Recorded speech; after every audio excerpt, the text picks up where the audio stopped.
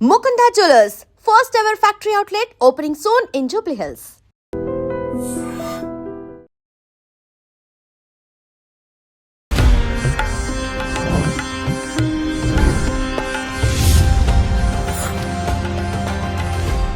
నమస్తే, welcome to I dream. నేను Udayasri.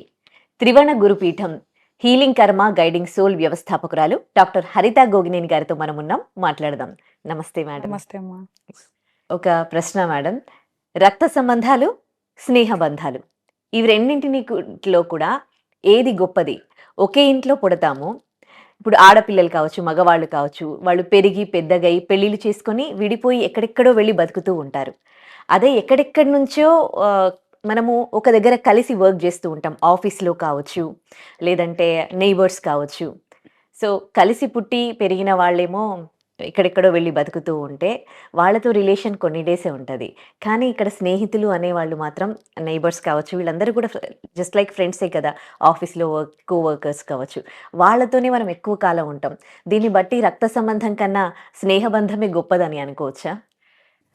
It could be vice versa Sri. ఎందుకంటే బేసికల్గా బంధం అనేది దానికి కొన్ని డైమెన్షన్స్ ఉంటాయి. For example, first of all ఏ బంధమైనా నువ్వు తీసుకుంటే దాంట్లో కనుక రెస్పెక్ట్, ట్రస్ట్ అనేది ఫస్ట్ ఇంపార్టెంట్ అనమాట. అది రక్త సంబంధమైనా వేరే బంధమైనా సరే. అండ్ ఎక్స్పెక్టేషన్స్ ఉండకుండా ఉండాలి. ఎప్పుడైతే ఎక్స్పెక్టేషన్స్ ఉండో ఆ బంధంలో, యు నేమ్ ఇట్, ఏదైనా బాగానే ఉంటుంది. సో ఇప్పుడు మనకు కొన్ని బంధాలు ఏమవుతాయి అంటే, నీకు క్లోజ్ బంధాలు అయినప్పుడు కొన్ని ఎక్స్పెక్టేషన్స్ వచ్చేస్తాయి డిఫాల్ట్గా.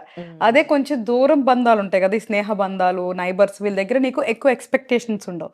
సో అప్పుడు నువ్వు చాలా ఫ్రీగా మాట్లాడేస్తావు, ఫ్రీగా షేర్ చేసుకుంటావు, కాబట్టి వాళ్ళతో నీకు ఎక్కువ అన్యోన్యత అనిపిస్తుంది అనమాట. వేరాజ్ రిలేషన్స్కి రాగానే రకరకాల మూడ్స్ వచ్చేస్తా ఉంటాయి మనకి, మూడ్ స్వింగ్స్ అంటాం కదా, అట్లా ఉంటాయి అనమాట. ఒక పక్కన ప్రేమ ఆప్యాయత ఉంటాయి, కొన్నిసార్లు ఈర్ష, ఇవన్నీ కూడా ఉంటాయి అనమాట. కాబట్టి నేనేమంటానంటే, బంధం ఏదైనా సరే ప్యూర్గా ఉండాలి. Either it is blood relation or it is a god given relation. ఇప్పుడు మిగతా బంధాలన్నీ కూడా మనకి న్యాచురల్గా నేచర్ ఇచ్చే బంధమే కదా, స్నేహ బంధమైనా, లేదా నీ కొలీగ్స్ అయినా, పక్కింటి వాళ్ళైనా, నువ్వు బాగా ఇష్టపడుతున్నావు, వాళ్ళతో మాట్లాడుతున్నావు, నువ్వు సమయం వెచ్చిస్తున్నావు అంటే అర్థం ఏంటి? అందులో నువ్వేదో ఆనందాన్ని పొందుతున్నావు అని అర్థం. దానికి ఏం పేరు పెడతాము అనేది పక్కన పెట్టేస్తే, ఏ బంధం అయినా సరే ఫస్ట్ ఆఫ్ ఆల్ ఎక్స్పెక్టేషన్స్ అనేది ఉండకపోతే చాలా మంచిది. ఏ బంధంలో అయితే ఎక్స్పెక్టేషన్స్ వస్తాయో ఆ బంధంలో నెక్స్ట్ సమస్యలు అనేది వస్తూ ఉంటాయి. ఎందుకంటే మన మైండ్ సెట్ తగ్గట్టు, మన ఆలోచన తగ్గట్టు ఎదుటి మనిషి ఉండరు. ఎందుకంటే నీ మైండ్ అందరు రీడ్ చేయలేరు కదా ఎవరు కూడా. సో మనం మైండ్లో ఒకటి అనేసేసుకొని ఉంటాము, అది ఎదుటి వాళ్ళు చేయాలని ఎక్స్పెక్ట్ చేస్తూ ఉంటాము. సో వాళ్ళకి తెలియదు కదా నువ్వేమనుకుంటున్నావో. సో ఎక్స్పెక్టేషన్ రీచ్ అవునప్పుడు ఆబ్వియస్గా వాళ్ళ మీద నీకు ద్వేషం అనేది కలుగుతూ ఉంటుంది. రెండోది నమ్మకం. సో ఏ బంధం అయినా సరే ఒక నమ్మకం అనేది బేసిక్ ఫౌండేషన్ అనేది ఉండాలన్నమాట. ఆ నమ్మకం లేక కూడా చాలా ఇష్యూస్ వస్తాయి బంధాల్లో. మూడోది గౌరవం కావాలి. ఎనీ రిలేషను నిన్ను నీలాగా రెస్పెక్ట్ ఇస్తే అప్పుడు నీకు ఒక సెల్ఫ్ సాటిస్ఫాక్షన్ ఉంటుంది. ఎప్పుడైతే ఏ బంధంలో అయితే గౌరవం ఉంటుందో అది విలువ లేని బంధమే, నువ్వు ఏ పేరు పెట్టినా కూడా. కాబట్టి బేసిక్ ఏదైతే ఉందో ఈ క్వాలిటీస్ ఏ రిలేషన్లో ఉండాలి. అండ్ అఫ్ కోర్స్ ఒక బ్లడ్ అయినా, పక్కింటి వాళ్ళైనా, ఫ్రెండ్స్ అయినా, జనరల్గా మనం లైక్ మైండెడ్ అయ్యి ఎక్కువ సమయం వెచ్చిస్తున్నప్పుడు దానికే ఎక్కువ మనం ప్రిఫరెన్స్ ఇస్తాము. బ్లడ్ రిలేషన్స్కి వీటికి లైక్ ఏది ఇవ్వాలి అనేది ఆలోచించవద్దు. ఎక్కడ మనం హ్యాపీగా ఉంటే వాళ్ళతో మనం సమయం వెచ్చిస్తాం అనేది మనకి ఇంపార్టెంట్. సో ఈ బంధాలు ఇవన్నీ కూడా just for little time sake. But బేసికల్గా మన లైఫ్ ఏంటి, మనం ఏం చేయాలి, వాటి మీద ఎక్కువ ఫోకస్ చేయాలి తప్ప ఈ రిలేషన్స్, ఈ ఎమోషన్స్, వీటి మీద ఎక్కువ ఫోకస్ చేయకుండా, ఓకే మనం కలిసినామా, అప్పుడు శ్రీతో నేను కూర్చున్నానా, సంతోషంగా మాట్లాడానా, వెళ్ళిపోయానా అన్నట్లు ఉండాలి. సో ఎక్స్పెక్టేషన్స్ లేనంత వరకు ఏ బంధమైనా సరే బాగుంటుంది. ఓకే, మీరు అలా అన్నారు. మరి అలాంటప్పుడు ఎలాంటి ఎమోషన్స్ కూడా ఉండవు కదా ఒక మనిషికి, ఏదో మెకానికల్గా ఉన్నట్టు అయిపోతాం కదా. అప్పుడు మనకి కంప్యూటర్స్కి తేడా ఏంటి, మనకి రోబోలకి తేడా ఏంటి? మీరు అన్నట్లుగా ఏదో కలిసాము, అయిపోయింది టైం, ఇంకా ఎక్కువ బాండింగ్ పెంచుకోవద్దు, ఉండాలి రిజర్వ్డ్గా అని అంటే తేడా ఏంటి మనకి, మనుషులుగా మనకి? అంటే మంచిగా అడిగాము. ఏమంటే మెకానికల్ అవ్వదు అది. మెకానికల్ అంటే ఎమోషన్‌లెస్. నేను ఎమోషన్‌లెస్ అంటలేదు. దేనికైనా లిమిట్స్ పెట్టుకోమంటున్నాను. ఏదైనా సరే ఇప్పుడు నువ్వు ఫుడ్ అయినా ఏదైనా కూడా లిమిట్‌గా తిన్నంత వరకు, లిమిట్‌గా చేసినంత వరకు ప్రాబ్లమ్స్ ఉండవని మనం ఎట్లా అంటామో, అలాగే బంధాలు గానీ, భావాలు గానీ అంటే ఎమోషన్స్ కానీ, రిలేషన్స్ కానీ లిమిట్ పెట్టుకోమంటున్నా. డోంట్ గో బియాండ్ లిమిట్ అంటున్నా. ఇప్పుడు నీకు నాకు ఫ్రీగా టైం దొరికింది.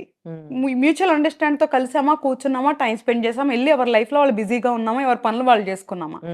ఇట్లా మెచ్యూర్డ్‌గా ఉండాలి రిలేషన్స్. ఓకే. అంతేగాని నేను మెసేజ్ పెడితే నువ్వు రెస్పాండ్ అవ్వలేదు, నేను కాల్ చేస్తే నువ్వు కాల్ ఎత్తలేదు, నేను కలవమంటే నువ్వు కలవలేదు, నువ్వు అది చేయలేదు, ఇది చేయలేదు, మా ఇంటికి వస్తే నువ్వేం తీసుకురాలేదు, లేదా నేను మీ ఇంటికి వస్తే నువ్వు నాకేమి ఇవ్వలేదు.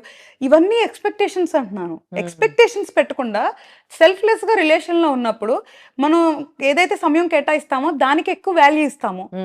హ్యాపీగా చిట్ చాట్ చేసుకున్నామా, సంతోషంగా చక్కగా వెళ్ళి మన పని చేసుకుంటాము, మళ్ళీ కలిసినప్పుడు ఎంజాయ్ చేస్తాము, కలిసి తింటాము, కలిసి తిరుగుతాము. మన అబ్బాయిలు అయితే కలిసి తాగుతారు. So this is how the relation has to be. ఇది మెకానికల్ కాదు. ఎమోషన్ ఉండబట్టే కదా నువ్వు పర్టికులర్ పర్సన్ కలుస్తున్నావు. కాకపోతే బౌండరీస్ అండ్ లిమిట్స్ ఉండాలి. ఎనీథింగ్ లిమిటెడ్ గా ఉన్నంత వరకు ప్రాబ్లం రాదు అంటున్నాను.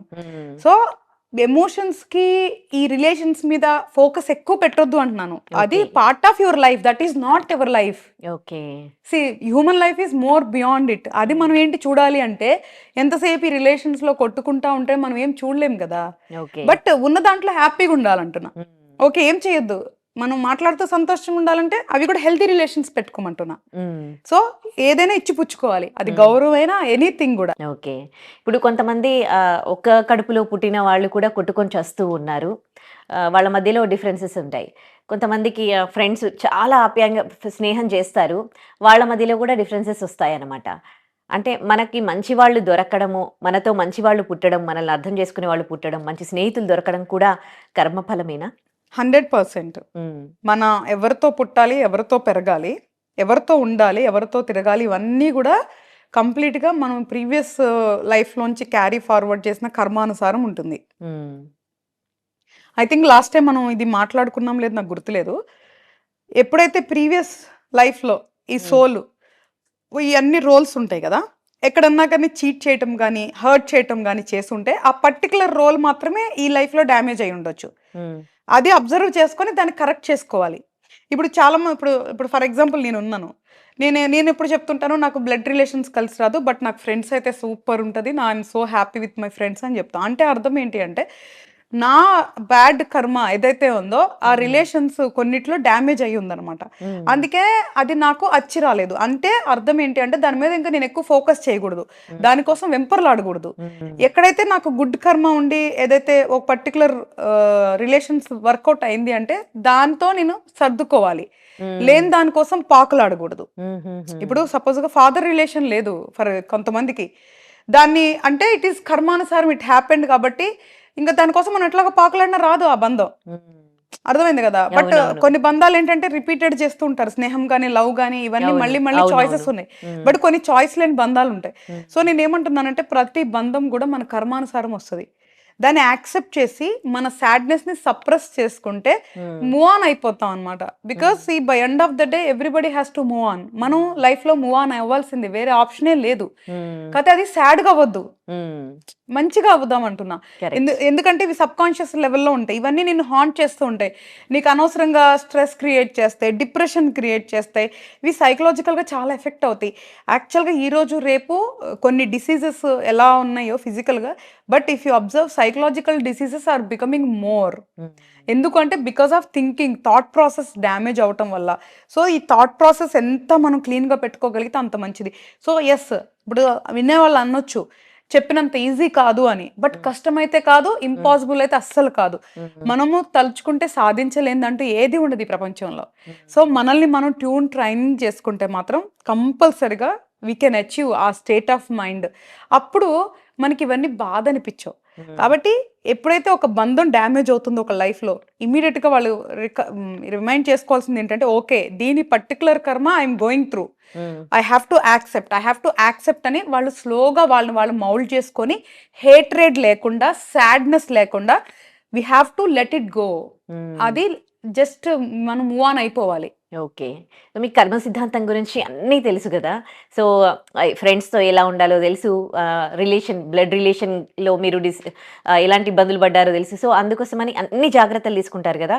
మీకు ఎట్లాంటి బాధ గాని, మళ్ళీ ఎవరితో డిస్టర్బెన్సెస్ కానీ ఏమి ఉండవా మీకు? అంటే కర్మ సిద్ధాంతం గురించి నాకు ఇంతే తెలుసు శ్రీ. అదే ఇప్పుడు మీతో షేర్ చేసుకునేది. Because it's vast subject. నాకంతా తెలుసనైతే అనుకోను నంబర్ 1.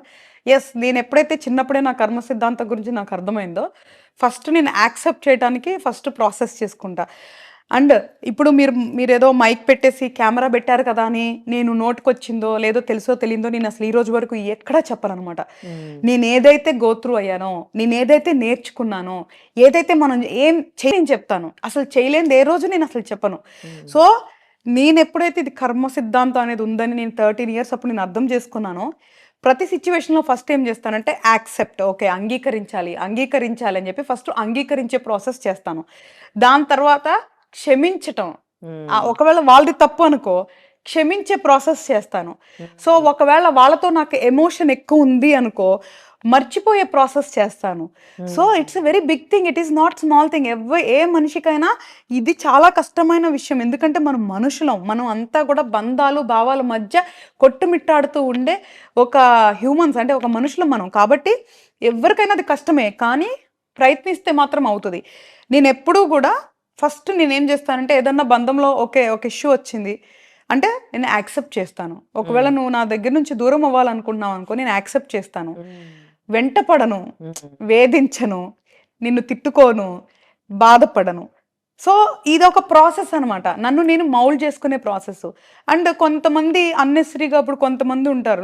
అంటే నాకు చాలా తక్కువలే. హేటర్స్ కానీ, అదర్‌వైజ్ ఎనిమీస్ గాని నా లైఫ్‌లో చాలా చాలా తక్కువ. బికాజ్ నేనెప్పుడు శత్రుశేషం అనేది ఉండకూడదు అని నమ్మే అమ్మాయిని. ఏదన్నా వచ్చిందనుకో కాన్‌ఫ్లిక్ట్, నేను కూర్చొని మాట్లాడి క్లారిటీ చేసుకుంటాను. సో, ఏది క్యారీ ఫార్వర్డ్ చెయ్యను. సో, అంటే ప్రతి బంధంలోంచి నేను బయటికి రావటానికి, ఆ మెమోరీస్ మర్చిపోవడానికి నాకు చాలా టైం పట్టుండొచ్చు. But I did my best job. అంటే నేను అది చేయటానికి నేను ఎఫర్ట్స్ పెట్టాను. అందుకే నేను తర్వాత ఒక పొజిషన్‌కి వచ్చినప్పుడు ఈజ్ అయిపోయాననమాట. సో, బంధం అంటే భావం కాదు, బాధ్యత అనే స్టేట్‌కి వెళ్ళిపోయాను ఒక మూమెంట్‌లో. కాబట్టి నాకెప్పుడు అది పెయిన్ అనిపించలా. ఒకే ఒక్క బంధం ఇప్పటికి కూడా నాకు పెయిన్, అంటే వెరీ ఎమోషన్. అంటే ఇప్పటికి నేను మనిషిని, లేదు అంటే నాకు కన్నీళ్ళున్నాయి అనేది ఒకే ఒక్క బంధం దగ్గర ఇప్పటికీ నేను స్టక్ అయ్యాను. That is my mother. అది తప్ప మిగతా ఏ బంధాలు నన్ను బాధించవు. So, I came out of all pains and sorrows. What about as a mother? As a mother it's a responsibility. No expectations. Ah! Okay. So, వాళ్ళు సేఫ్ గార్డ్ చేసుకోవటం, వాళ్ళ లైఫ్‌లో వాళ్ళకి డిసిప్లిన్ ఇవ్వటం, వాళ్ళకి కావాల్సిన ఎడ్యుకేషన్ ఇవ్వటం, వాళ్ళకి కావాల్సినవి ఇవ్వటం. This all comes under responsibility. So, వాళ్ళు నాకు ఎమోషనల్‌గా ఎక్కువ అటాచ్ అయ్యేలాగా నేను వాళ్ళని పెంచలేదు. నేను అంత వాళ్ళని చూడకుండా బతకలేనంతగా, లేదంటే ఎమోషన్స్ ఉండేలాగా, లేదా వాళ్ళతో ఉండేలాగా నేను పెరగలేదు. ఎందుకంటే నాకు చిన్నప్పటి నుంచి ఒక క్లారిటీ ఉంది కాబట్టి రిలేషన్స్ గురించి. సో, వాళ్ళని ఇండిపెండెంట్‌గా పెంచుతూ అంత దూరం నుంచే నేను వాళ్ళని, అంటే ఎక్కువ ఎమోషన్స్ లేకుండా నా ఎమోషన్స్ సప్రెస్ చేసుకుంటూ, వాళ్ళ ఎమోషన్స్ కూడా లిమిట్స్‌లో ఉంచు. మదర్ అంటే respect. So, more than emotions, mother అంటే respect and trust. Trust in terms, ఎందుకు నమ్మకం అంటే వాళ్ళకొక ధైర్యం నేను. ఓకే, మా అమ్మ ఉంది, ఏదైనా అయితే చూసుకుంటది, చాలు అంతవరకు. That is big achievement as a mother. పిల్లలు ఎక్కడన్నా కానీ నా అమ్మ ఉంది, నన్ను చూసుకుంటది నాకేమైనా అయితే అనే ఇది. సో, అది ఉంది రెస్పెక్ట్. మదర్కి ఎంత గౌరవంలో వాళ్ళు అంత ఇస్తారు. That is enough. అంతే తప్ప వాళ్ళు వచ్చి నాకు ప్రేమలు కురిపించాలి, లేదా నాకు మెసేజ్లు చేయాలి, కాల్స్ చేయాలి, లేదా నన్ను వాళ్ళు చూసుకోవాలి, లేనే లేదు. I'm prepared. వాళ్ళు ఒకవేళ సరిగ్గా చదవక, ఉద్యోగాలు చేయకపోయినా, నేను బతికున్నంత వరకు వాళ్ళని చూసుకోవడానికి డిసైడ్ అయిపోయిన ఒక మదర్ లాంటి సోల్ అనమాట నేను. కాబట్టి ఇప్పుడున్న నేను స్టేట్లో, ఇప్పుడు ప్రెసెంట్ నా సిచ్యువేషన్లో నాకు ఇప్పటికి కళ్ళెంట నీళ్ళు వచ్చేది అంటే ఒక మదర్ రిలేషన్ తప్ప మిగతాది ఏది కూడా నన్ను బాధించవు. ఓకే. కానీ అదే అలా ఎలా ఒక్కసారి అమ్మయ్యాక పిల్లలకేమన్నా అయితే అసలు ఆ తల్లి తట్టుకోలేదు. ఆటోమేటిక్‌గా అది అలా మదర్ అంటేనే అది గదా! మీరెందుకు అది ఒక బాధ్యత అనుకుని, మీ మదర్ దగ్గర మీరలా పెరగలేదు గదా! మీ పిల్లలకొచ్చేసరికి మీరలా ఎందుకు పెంచుతున్నారు? నేను సుకుమారంగా ప్యాంపరింగ్ అసలు నేను పెరగలేదు శ్రీ. హ్మ్. So, I grown on my own. నేను మమ్మీ ఉన్నారు తప్ప nobody has protected me, nobody అంటే నాకెవరు చదివిచ్చింది లేదు, నన్ను ఎవరు చూసుకుంది లేదు, నన్ను ఎవరు ప్యాంపరింగ్ చేసింది లేదు, లేదు పండగ వస్తే బట్టలు కొన్నోళ్ళు లేదు, ఏం లేదు. నాకు నేను పెరిగిన, నేను అట్లీస్ట్ అలాంటివన్నీ మా పిల్లలకి రిపీట్ చేయలేదు. సో వాళ్ళకి ఏం కావాలో అప్పుడు నేనున్నా. అసలు కష్టం నన్ను దాటి వాళ్ళ దగ్గరికి వెళ్ళదు. First of all that is how I protected. అసలు వాళ్ళ కన్నీరు అనేది వాళ్ళకి చేరనివ్వను. ఎందుకంటే నేను అదే చెప్తుంది, ఫస్ట్ నుంచే నేను ప్రిపేర్ అయి ఉన్నాను కాబట్టి. నేను 13 years అప్పుడు నా లైఫ్ ఏంటో నేను డిసైడ్ అయినప్పుడు ఫస్ట్ నేను డిసైడ్ అయింది ఏంటో తెలిసిన, తల్లిదండ్రులు చేసిన పాపాలు పిల్లలకు వస్తాయని నమ్మాను కాబట్టి నేనేం తప్పు చేయకూడదు, నా నుంచి కర్మ నా పిల్లలకి వెళ్ళకూడదు అని అప్పుడే నేను ఒక మంచి సోల్ లాగా ఉండాలని అప్పుడే నేను డిసైడ్ అయినా. సో నా నుంచి చెడు కర్మ అనేది నా పిల్లలకి వెళ్ళకుండా నేను సేఫ్ గార్డ్ చేసుకున్నా. నెంబర్ 1. నెంబర్ 2, వాళ్ళకి ఎప్పుడు కూడా చాలా ప్రొటెక్టివ్ ఎన్విరాన్మెంట్లో ఉంచుతా. అసలు ఏ రోజు నేను ఎంత వర్కింగ్ ఉమెన్ అయినా 1 second వాళ్ళని అన్ప్రొటెక్టెడ్ కానీ వాళ్ళు సేఫ్గా లేని ఎన్విరాన్మెంట్కి నేను ఏ రోజు నేను పంపించను. ఏది మా అబ్బాయి అయినా అమ్మాయి అయినా అంత ప్రొటెక్టివ్ ఎన్విరాన్మెంట్లో వాళ్ళని పెడితేనే నేను ప్రశాంతంగా ఇలా కూర్చొని మాట్లాడగలను. సో దట్ ఈస్ నా మెంటాలిటీ. ఎందుకంటే నేను ఎంత అన్ప్రొటెక్టివ్ ఎన్విరాన్మెంట్లో నేను పెరిగానో, అదే శివయ్య లేకపోతే ఏంటి నా పరిస్థితి అని నాకు ఎప్పుడు చాలాసార్లు ఇప్పుడు తలుచుకుంటే పెద్దయ్యాక భయం వేసేది. సో అందుకనే నేను పిల్లలు పుట్టినప్పటి నుంచి కూడా నేను అది వెరీ కాన్షియస్ అనమాట. సో ప్రొటెక్టివ్ ఎన్విరాన్మెంట్, నా పిల్లల్ని ప్రొటెక్టివ్గా చూసుకోవాలి, వాళ్ళకి ఎప్పుడు కూడా ప్రొటెక్టివ్నెస్ అనేది ఇచ్చాను. రెండోది ఎడ్యుకేషన్. మీరు ఏం చదువుకుంటే అది మీకే, మీకు ఉద్యోగాలు వచ్చేది మీరు బతికేది కాబట్టి మీకు ఇష్టమైతే చదువుకోండి. ఒకవేళ మరీ చదవలేకపోతే అప్పుడు నేను ఏం చేయాలో అది చేస్తాను, కానీ బట్ అయితే చదువుకోండి, నా మీద డిపెండ్ అవ్వకుండా అని వాళ్ళకి నేను చెప్పాను. బై గాడ్ గ్రేస్ వాళ్ళు ఎప్పుడైతే ఒక ఇండిపెండెంట్ ఉమెన్ని చూసి పెరిగే పిల్లలు ఎప్పుడైనా వేరుంటారు. కాబట్టి వాళ్ళు చదువుకునే విషయంలో వాళ్ళదే కంప్లీట్ క్రెడిట్. అసలు నాదేం లేదు, ఎందుకంటే మనకి అంత మన బుక్కిష్ నాలెడ్జ్ అంత లేదు. సో వాళ్ళ చదువులంతా వాళ్ళే చదువుకున్నారు. ట్యూషన్స్ కూడా ఏ రోజు నేను పెట్టలేదు, బట్ వాళ్ళు 90+%. సో పాపకు కూడా మొన్న MBBS కౌన్సిలింగ్ లోనే సీట్ వచ్చింది. సో వాళ్ళ చదువులు వాళ్ళు చదువుకుంటారు. I only pay the fees అంతే. వాళ్ళని నేను ఏ రోజు మెంటల్ గా నువ్వు అంత రావాలి ఇంత రావాలి టార్చరే ఉండదు నా దగ్గర. కాకపోతే no gadgets, no mechanical life. So కొంచెము గ్రౌండ్ రియాలిటీకి దగ్గరగా పెంచుతాను అనమాట. ఇంకా మదర్కి ఎక్కడ బాధపడతారు, సిక్ అయితే. Sickness is part of life. శరీరం ఉన్నంత వరకు బాధ అనేది కామన్. సో కాబట్టి హెల్దీ ఫుడ్ ఎక్కువ పెడతాను. ఎప్పుడు నేను నాది చాలా డైట్ వీడియోస్ కూడా బాగా రీచ్ ఉంటాయి. సో నేను ఫుడ్ బాగా వెరీ పర్టికులర్ అనమాట. సో ఫుడ్ విషయంలో చాలా హెల్దీ ఫుడ్ ఇస్తాం కాబట్టి చాలా చాలా రేర్గా సిక్ అవుతారు. ఒకవేళ సిక్నెస్ వచ్చినా ఇమీడియట్ గా హోమ్ రెమెడీస్ చేస్తాము. సో హాస్పిటల్కి వెళ్ళేది చాలా తక్కువ అనమాట. సో అంతవరకు రానికుండా ఉంచుతా. ఒకవేళ వెళ్తే ఇట్ ఈస్ ఓకే. సిక్నెస్ వచ్చింది, దానికి క్యూర్ కావాలి, నాకు ముందే తెలుస్తుంది ఆల్మోస్ట్ చాలా సార్లు. ఓకే పలానా ప్లానెట్ వస్తుంది, ఓకే ఇది వస్తుంది కాబట్టి ముందే వాళ్ళని మంత్ర జపం చేసుకోమంటాను. Even my kids do the mantra japam. So అది వాళ్ళకి ప్రొటెక్షన్ గా ఉంటది. సో కాబట్టి యాజ్ ఎ మదర్ గా I have to do these all. Not like emotions రాగానే ప్యానిక్ అయిపోయి నీ నేర్చి వాళ్ళు వీక్ నో వస్తే ఏంటి అయితే ఏంటి అనే మాట్లాడతా నేను. లోపల ఎలా ఉన్నా కూడా ఆ చిన్న దెబ్బేగా ఎందుకు ఆలోచిస్తున్నావు, లైట్ తీసుకో. So this is the what you have to give them. అంత చూడగానే అయ్యో అట్లా అయిపోయింది ఇట్లా అయిపోయింది, no I don't do that kind of emotions. నేను అవైతే చేయను. సో చిన్నదేగా లైట్ తీసుకొని వెళ్ళు, ఆ ఫీవర్ వస్తే ఏంటి వెళ్ళు, ఇట్లాగే మాట్లాడతాను అనమాట. సో అప్పుడు వాళ్ళు మెంటల్ గా చాలా స్ట్రాంగ్ గా ఉంటారు. సో మనం ఇవ్వాల్సింది పిల్లలకి ధైర్యం, అన్నెసరీ ఎమోషన్స్ కాదు. నైస్. ప్రతిసారి మీ దగ్గరికి వచ్చినప్పుడల్లా ఏదో ఒకటి నేర్చుకోవడం జరుగుతుంది. నాకు చాలా చాలా సంతోషం మిమ్మల్ని కలవడం. Please subscribe to iDream. Please subscribe to iDream. Please subscribe iDream. And please subscribe to iDream. For more videos, subscribe to iDream. Please like, share and subscribe to the channel. Congratulations, iDream. Subscribe to iDream. Subscribe to iDream. So subscribe to iDream Media. iDream team andarki huge congratulations. Please subscribe iDream Media. Please subscribe to iDream. Subscribe iDream. Please subscribe to iDream.